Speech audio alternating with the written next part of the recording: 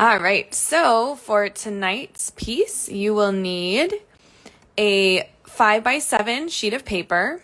I'm using watercolor paper that's from Arches. It's hot pressed, meaning that it's smooth. You can also use a watercolor notebook, something like this, that has some pages in it. If you choose to use a watercolor notebook, just be aware of the size.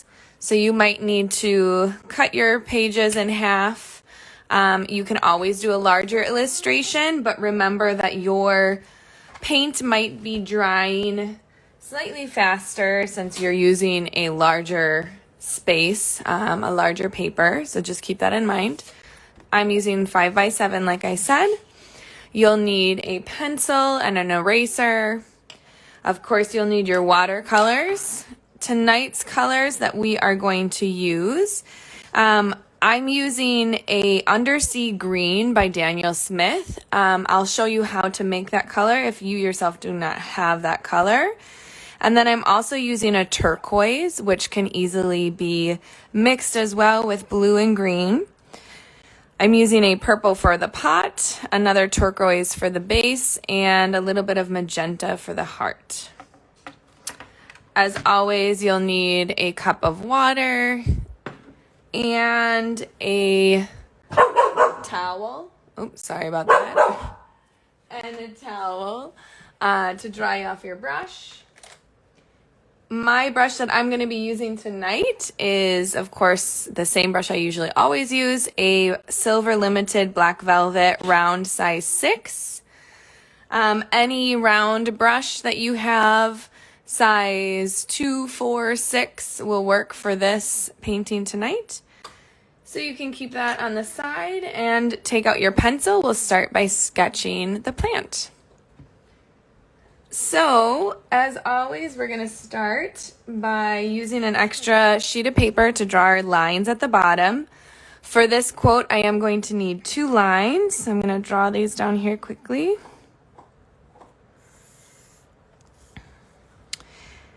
And as always, we're going to start by writing out our quote so that we make sure we have enough space above for our image. So I don't need to be perfect on the first line.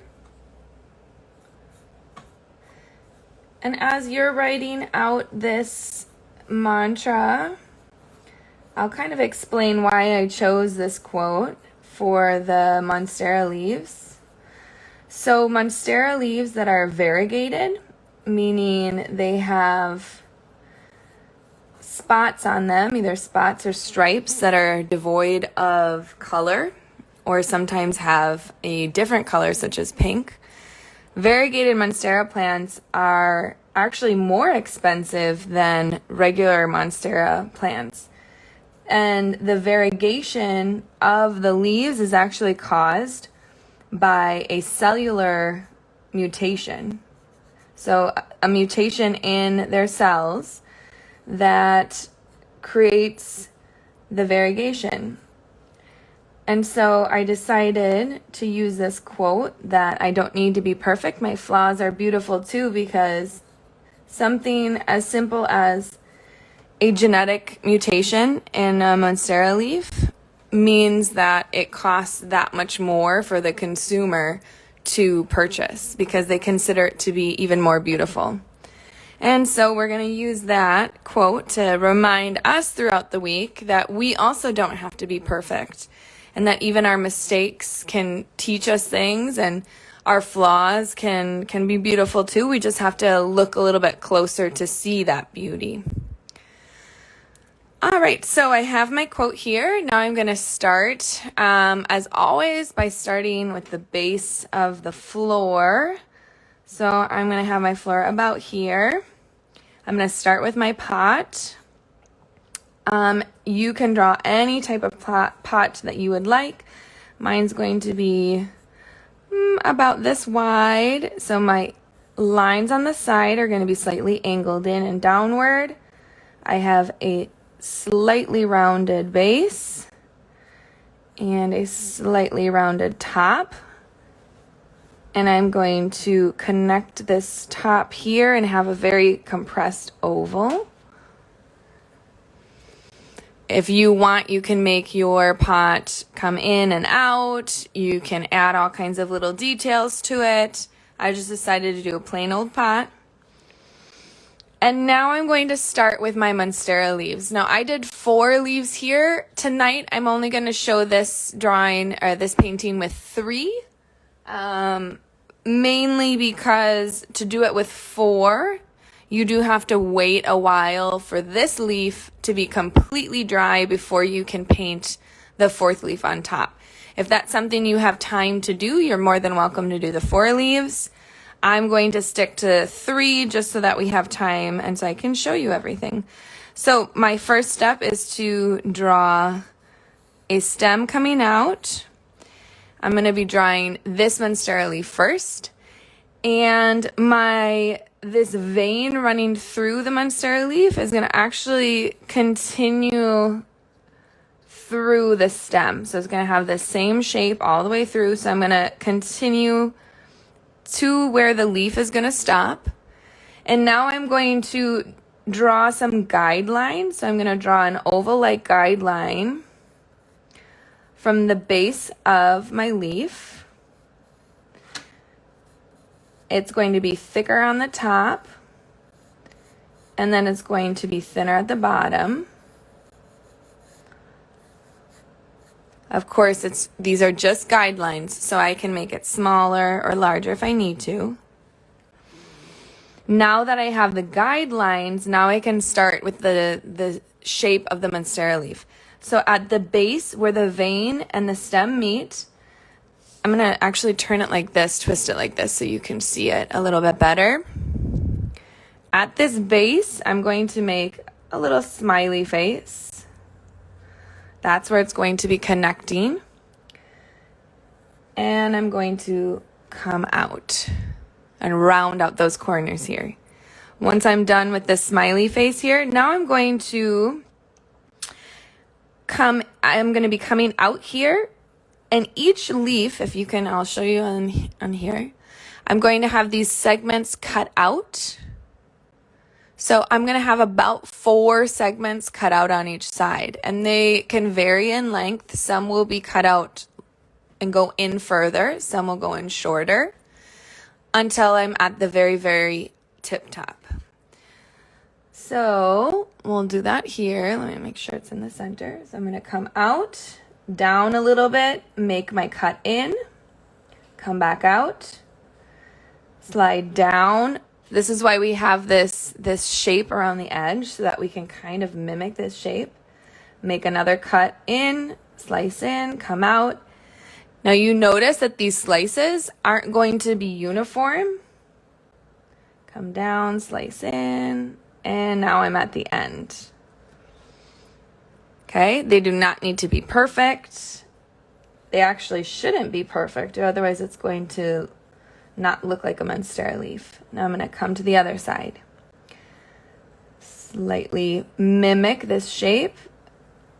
Slice in and out. Mimic the shape down. Another slice in, out. And we'll do one more at the very base. You can see that my slices are about at the same level as the opposite side slices. If you were to make a much larger leaf, your Monstera leaves sometimes have little holes in them, and these little holes would go at the ends of these cuts on the inside. But since we are painting so small, I'm not going to add those little cutouts. Otherwise, it's going to get a little bit too complicated, a little bit too detailed. So that is one leaf. I'm going to zoom out so you can see the rest. Now I'm going to make my second leaf. So I'm going to still do the same thing. I'm going to have it come about the center. So stem first. If your leaves overlap, that's okay. They might not look exactly like the other reference photo. And And once I have my stem and the center vein drawn out, I'm going to come slightly down a little bit. This is going to be my guidelines. Remember, it's going to be a little bit thicker at the base, and then as I come to the tip, it's going to get a little thinner.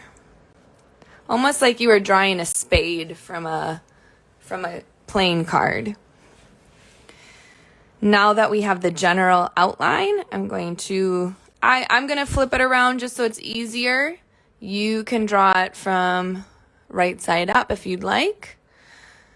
So same thing, I'm going to start at the base where the vein and the stem meet. I'm going to make a smiley face. And now I'm going to start with my cutouts. So I'm going to first trace out, then my first cutout, come back out, my second cutout, come back out, and the third cutout.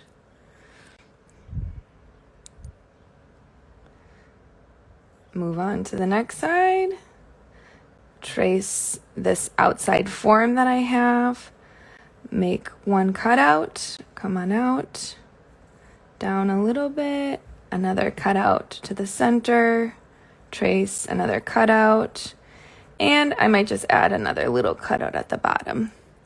Our Monstera leaves on each side are fairly symmetrical, but they're not completely symmetrical. So we do want to add these little details of this side has 4 cutouts and this one only has 3. Zoom out again, flip it around, and we'll draw our last leaf. The last leaf, I think, so here's my example. I think I'm still going to cross the stems, but I'm going to do this leaf instead of the 4th one. Like I said, if you want to do all of them, that's okay.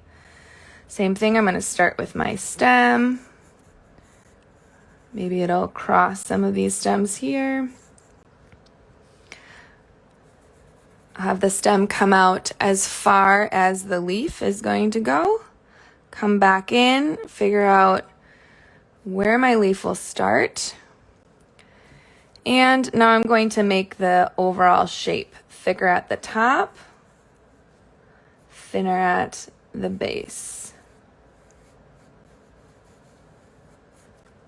Or not the base, the end of it. I think that's a good base shape. So same thing, I'm going to flip it around so it's easier for me to draw. Zoom in a little bit to show you where my leaf and the stem, the vein and the stem meet. I'm going to make a smiley face. And now I'm going to work on these cutouts. So I'm going to curve around, down slightly, do one cutout, out, another cutout, trace along, another cutout. Maybe that's the end. Now my other side, do one cutout, and the cutouts can also touch here. That's okay too. Tracing back down, cutting back in, cutting in. Maybe one more tiny little cutout at the end. Monstera leaves are actually one of my favorite ones to draw and to paint. They're quite cool looking. All right, now the only thing I think I want to change is my pot is looking very small compared to my leaves. So I think actually before I paint, I'm going to play around with maybe having a slightly larger pot here. So let's see what it would look like with something a little bit larger. I feel like the one that I drew was just a little bit too tiny for these massive leaves. I think that looks a little bit more likely, more real life. All right. If you also redrew anything, take this time to erase a little bit with your kneaded eraser. These lines in between that we use to sketch, you don't have to erase those because you won't be painting over those, and so you'll be able to erase them at the very end. If, like me, you have kind of a dark pencil line, a trick that you can do is to roll your kneaded eraser into like a rolling pin. Set it down over your drawing, press down and roll like you're rolling out dough. And what that's going to do, it's going to pull up some of that graphite so that it's not so dark. We don't want to dirty up our watercolor painting. I'm going to leave it like this though, so it's easy for you to see. And it looks like my lines aren't exactly straight. That's okay though. It doesn't need to be perfect. See what I did there? Okay, so now we are ready for our paints. So I'm going to move these to the side. Get out my palette. I'm going to show you the colors and how I mix them. Of course, before we paint, for me it's always easier to get the colors ready. So I've got my water. I always start by adding some water to an open space on my tray. Now for these Monstera leaves, we're actually painting them in two sections. We're painting each half. Occasionally the half is going to touch each other and those colors are going to spread, but we are using two different green colors. The greener color, the not turquoise color, is actually a color already mixed by Daniel Smith. It's called Undersea Green. It's a granulating color that has green, brown, and a little bit of blue in it. It looks like this, and let me test it on a sheet of paper so you can see what it looks like here. This is what this granulating color looks like. I can actually get my color slightly darker. So if you are mixing your own color and you do not have this color at home, you can find any green that you have. So this is, for example, this is a sap green. It's more of a yellow toned green. And to make this undersea green, I'm going to use some brown to kind of dirty up the green, if you will. If you've been to my other classes, I call it dusting up the colors. And so all that is we're adding a little bit of brown.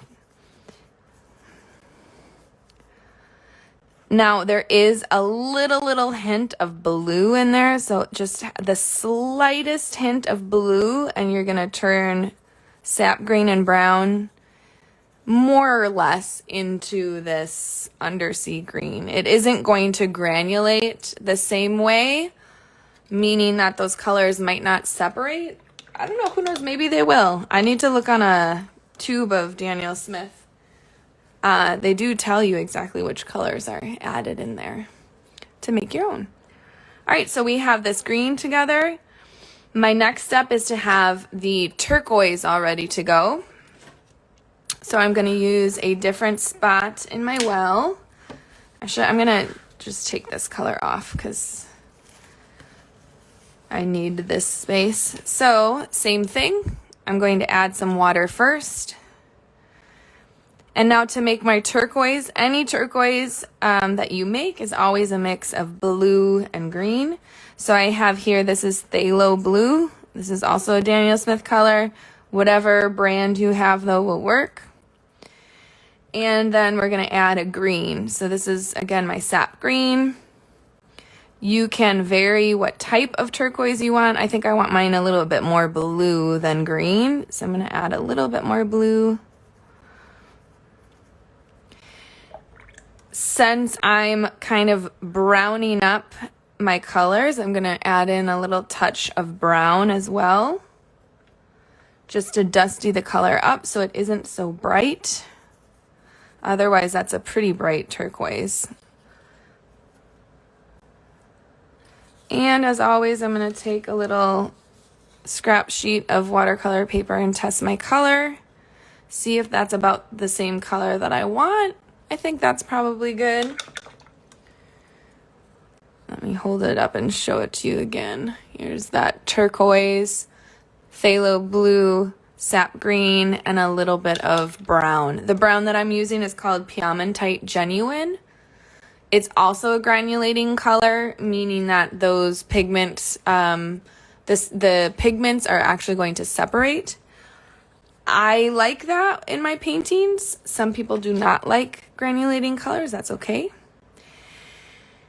And I'm going to do the purple of the pot really quickly. Same thing, add some water. I'm using, this is a carbazole violet. It's a very, very dense color though, so you don't actually need all that much. And same thing, I'm going to use some brown to kind of muddy up the color a little bit. I don't want my colors to be super vibrant. I want them to be a little bit more earthy. So there's my brown with a little bit of carbazole violet. For those of you who haven't seen what just carbazole violet looks like in comparison, and I'm doing it over some other colors, but you can tell it's a little bit more vibrant of a color versus the more muted purple with brown. All right, now we're all set to go.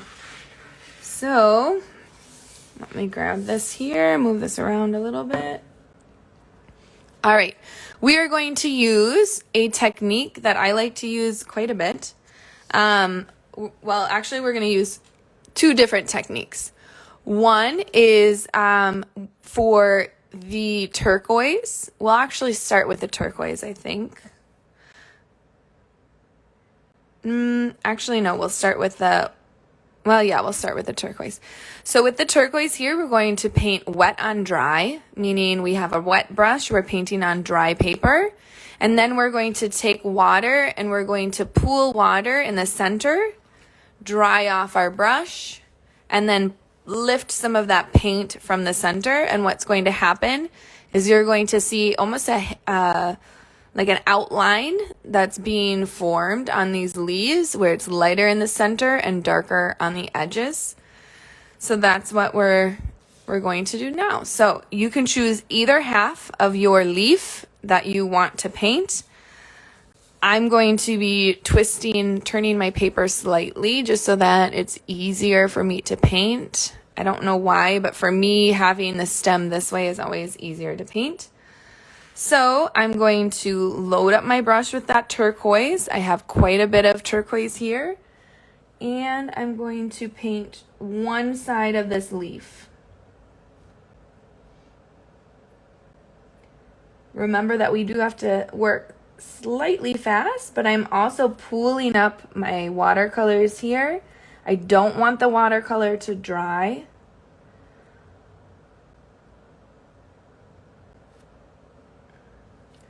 So I'm keeping an eye on what I've already painted to make sure that it's wet enough. And I'm going to come down straight to where the very half mark would be. The nice thing about painting plants is that it does not have to be perfect. If you go out of the lines, that's okay.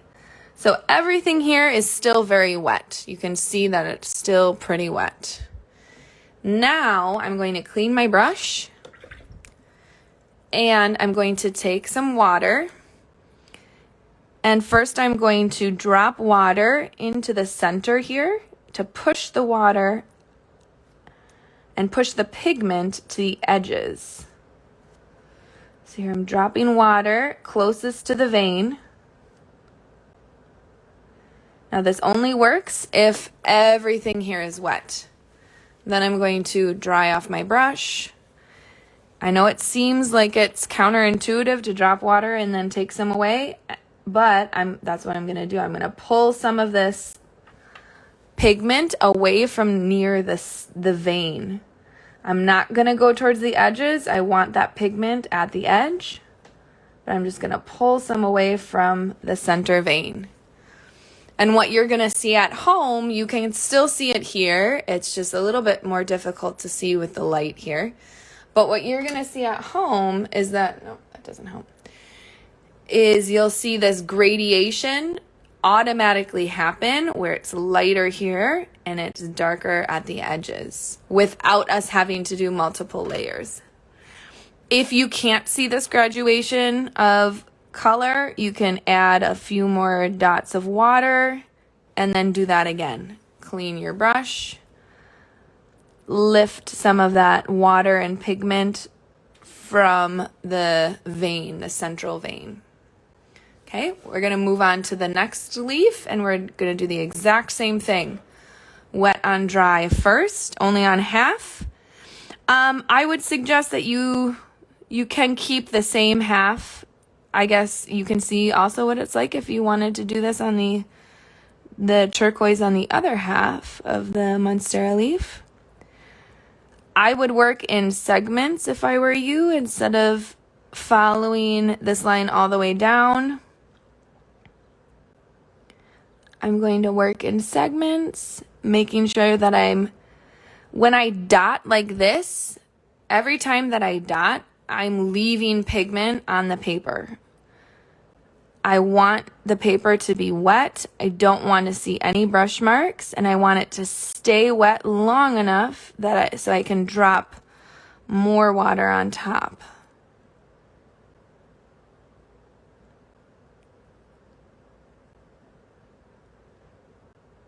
All right.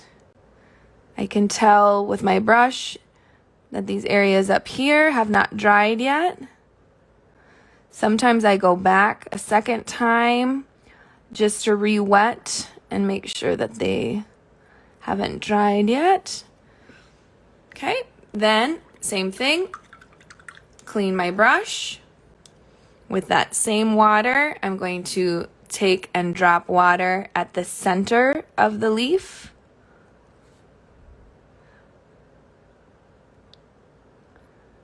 At this vein here. After I drop water in, I'm going to dry my brush off completely. Then I'm going to lift some of that water and some of that pigment from the center of the vein, going slightly out into each segment. I'm going to keep drying my brush off. And then it looks like we have this really nice gradation. Now these halves that we're doing now are the perfect halves where you don't have any of the variegation that's happening. We're going to purposefully create variation on the other half of the Monstera leaf. And I'll show you how we're going to do that once we're done with this last one. So same thing, we're going to take our turquoise, load up your brush, meaning you have as much liquid on your brush as you can have. We're going to paint by segments, starting from the top and pulling down. That's always the easiest for me instead of pushing up.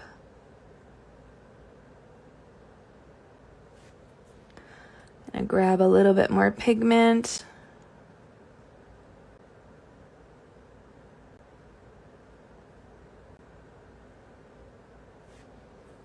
Grab a little bit more. I want to make sure that this whole section stays nice and wet. I might go back up to the top, re-wet just to make sure. And now same thing. Now you can clearly see the difference between the two with that ombre gradation. Clean my brush. I'm going to drop water at the vein, that center of the leaf. Once I drop water, I'm going to dry my brush completely and then start lifting from the center of the leaf. Lift, clean, lift, clean. Going to go like halfway down each segment.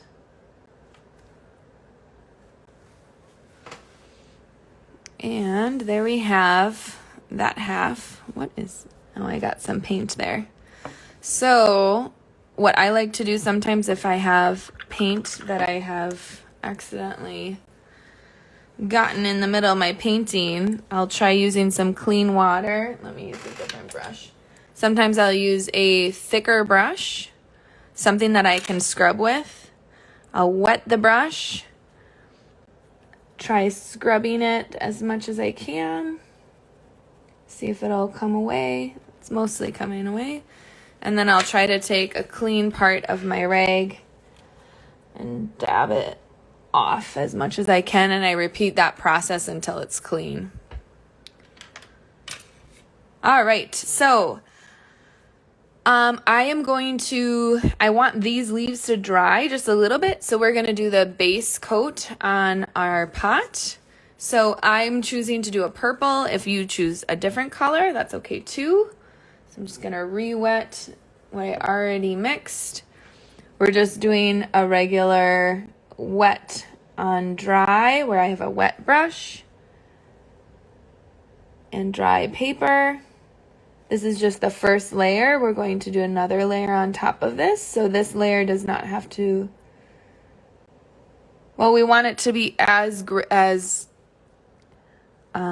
uniform as we can, but we will be adding shadows on top of this, so we don't need it to be very, very dark.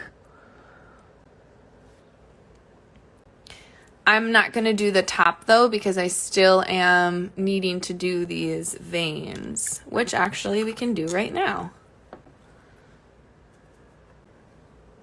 Except for, I'm just going to clean up that base.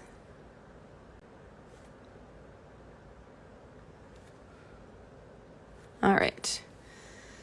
So now I'm going to paint these veins. I'm going to use the same turquoise that I just used. I might have to eventually be doing a second coat. That's okay. Now, I don't want to touch the purple though. Otherwise, you're going to have purple running back into the stem. The way that I like to paint these stems and thin lines is I make sure that I have my hand firmly pressed onto my desk, and I'm trying to not put hardly any pressure on the brush. I want to make sure that if the more pressure you push down, the wider your brush stroke is going to be.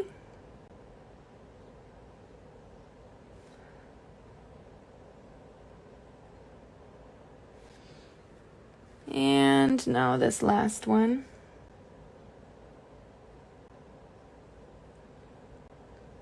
We want to do these stems all at once, because once one dries,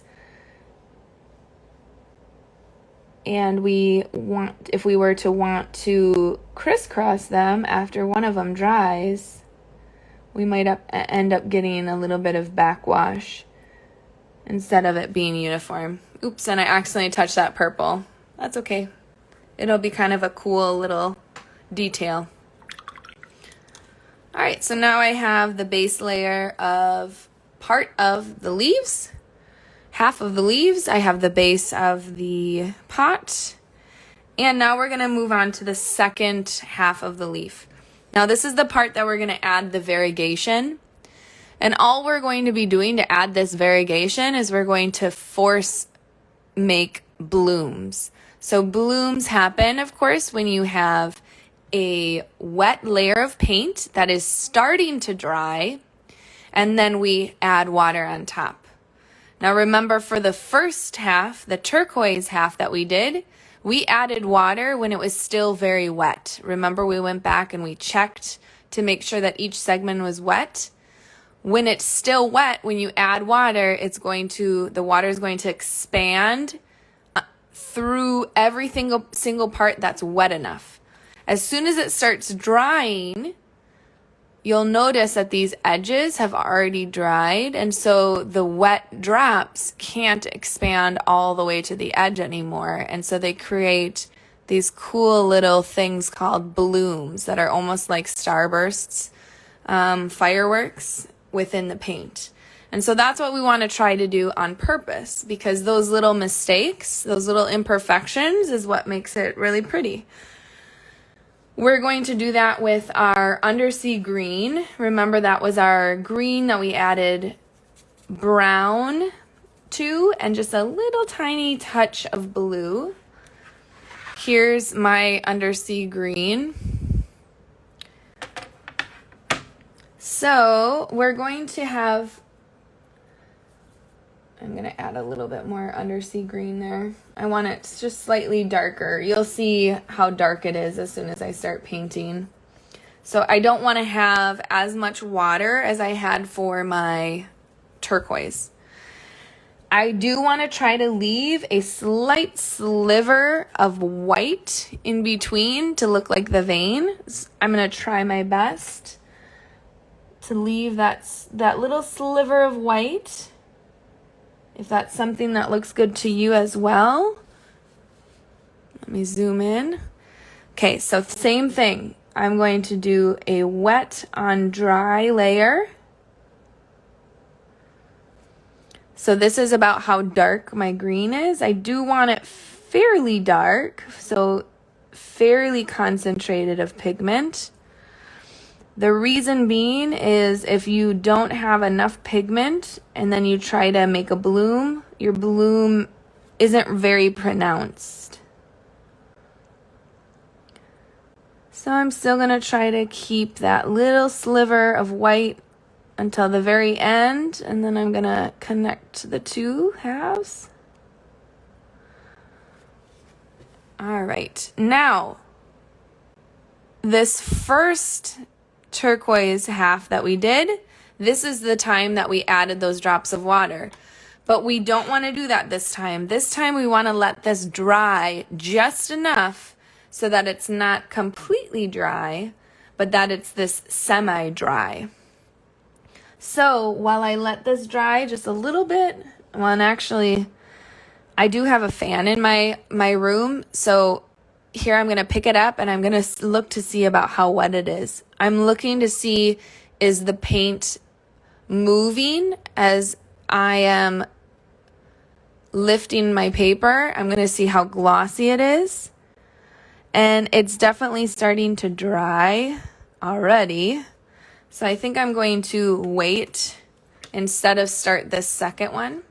You at home are going to have to check yours out and see about how dry it is. Now I can already start to tell the difference here between the glossiness of this upper part of my leaf and the lowest part, which is the most recently painted. I don't know if you can tell that as well, but this bottom part is slightly more glossy than this top. That means that this top part is ready for the bloom. This bottom part is still just a little too wet. So I'm going to start the bloom here. I'm going to get some water and I'm going to touch closer to the stem with a drop of water. It might not look yet like the bloom is happening, but if you're at home, you should be able to start to see that this water is only pushing up to the edge here and it's lifting the color from there. I'm going to add a little bit more water. Blooms are they're very pretty, but they're also very difficult to time because there's a perfect point of where the paper isn't too dry, but it's also not too wet, and where you get these nice little lines here. So I'm going to leave that, and you'll see what it looks like as soon as it's done. We'll move on to the second one. I think this was starting to dry just a hair too much for the bloom, so I think I'm going to not quite let it dry as much, and we'll see what the difference is on the second one. Same thing, I'm using my undersea green. I'm going to try to keep a little sliver of white of the paper, painting each of these segments.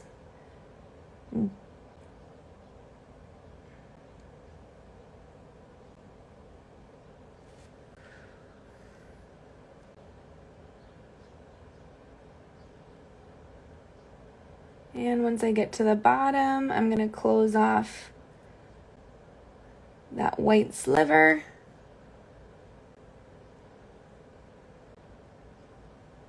All right. I have my paint all down, but it's still too wet.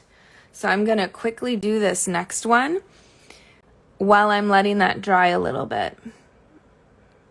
If you're taking a little bit longer with these halves, maybe you don't do a second one. Maybe you just wait. Remember, we still want this half to be glossy, slightly glossy. We want to have it more of like a sheen. We don't want to have any liquid moving when we pick up the paper. Otherwise, that's too wet.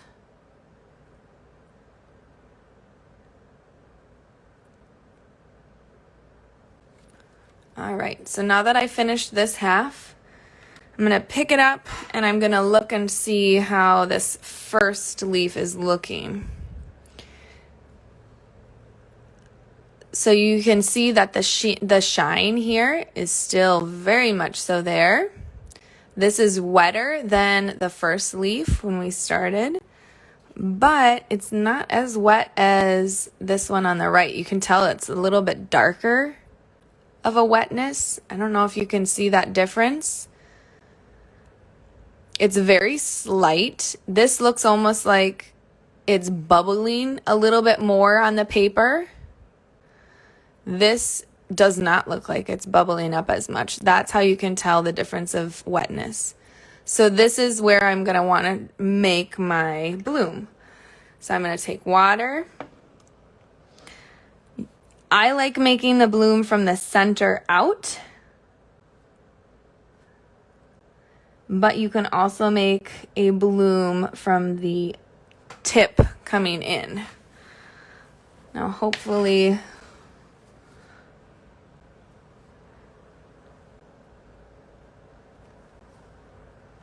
let's see if we did it too early. I can see some starting, I can see some starting here.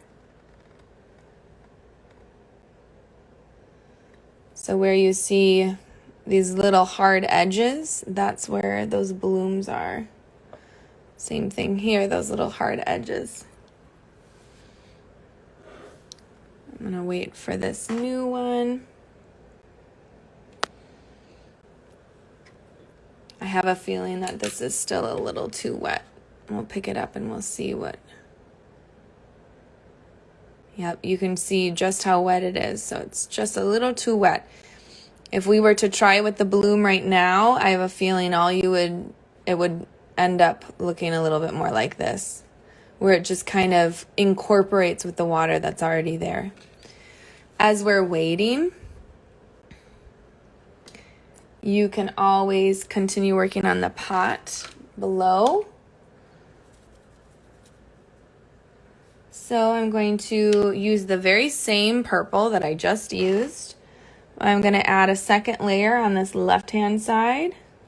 And I'm going to use one stroke coming over across fairly quick.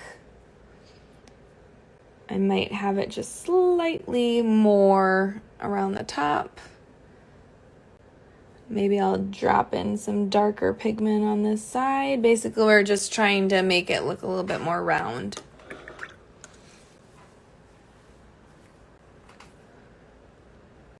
All right, let's look back at I think that's good enough. We don't want to let it go too long, or otherwise it's going to be too dry before we add the water.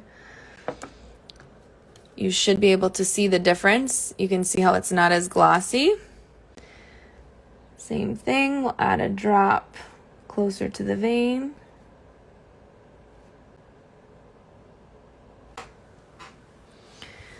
If you have a hard time seeing the bloom, you can always dry your brush off and remove some of the pigment from that center there. Drop it down again. Because these edges are drying faster, the water cannot reach the very edge.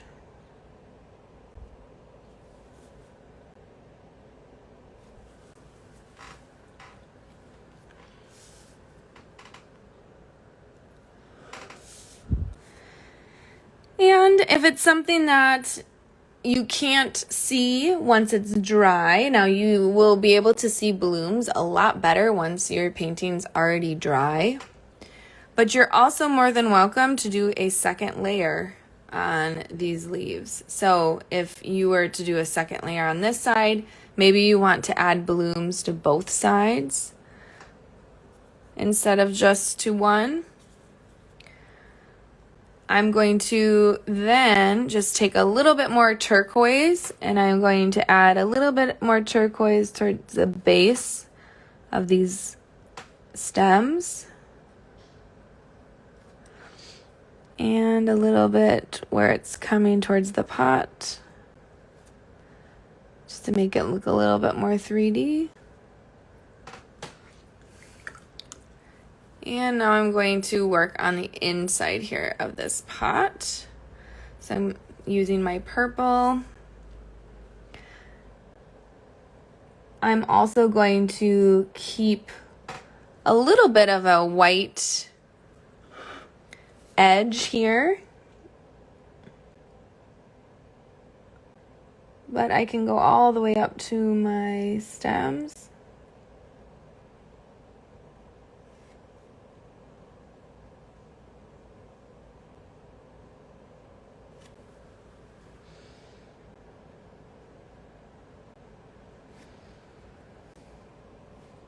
Even at the bottom here, I'm kind of slightly painting over the base of the stems here.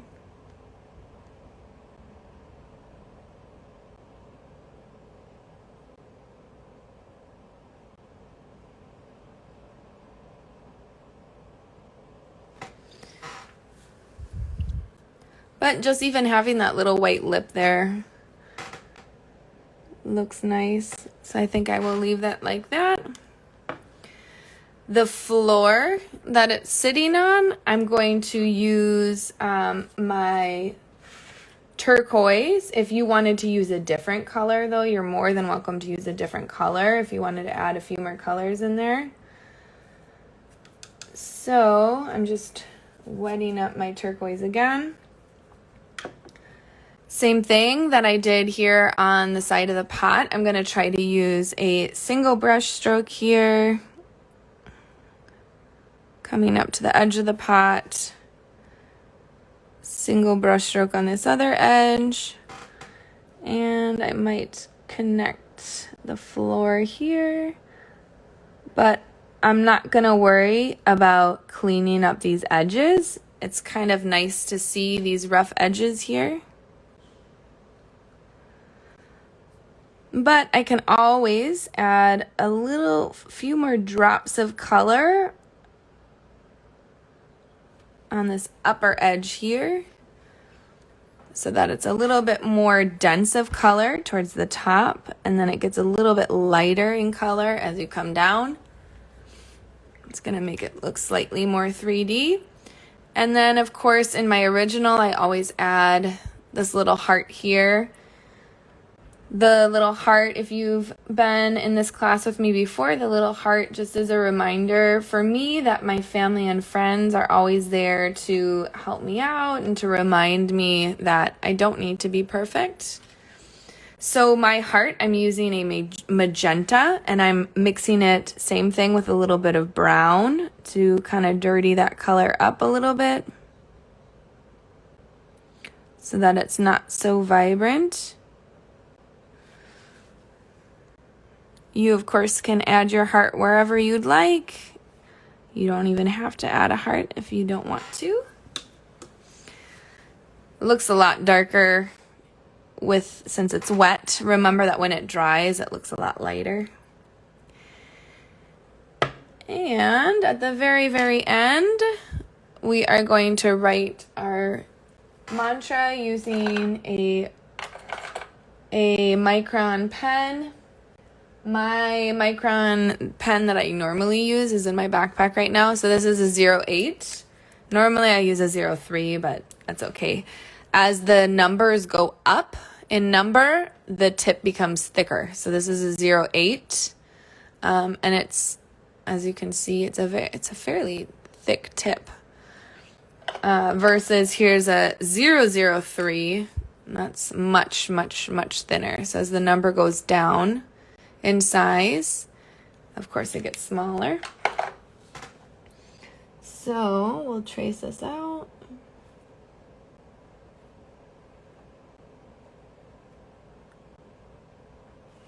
Your painting is going to look different than mine, and that's okay.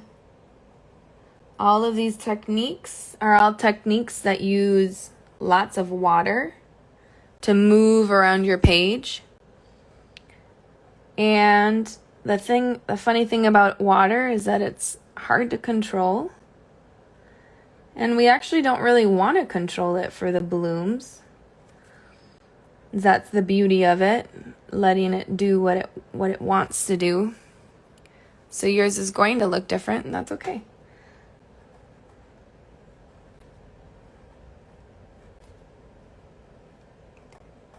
My flaws are beautiful. Now you will have to let this painting dry fully before you can erase any of these guidelines. Like I said, if you wanted to have a little bit more of these blooms, you can always go over it a second time or practice it. Here's what these blooms are starting to dry, and they're starting to look like. Some of them were kind of duds. This one was a little bit too wet. I didn't let it dry enough. This one, starting to see some blooms there. So it takes a little bit of practice. Takes a little bit of time to know exactly time-wise how to create blooms, but that's part of the fun of it. So that is our Mantra Monday painting for this week. I hope you enjoyed. Thanks for watching. If you enjoyed this tutorial, please follow me on social media, check out my website, and make sure to subscribe to my YouTube channel.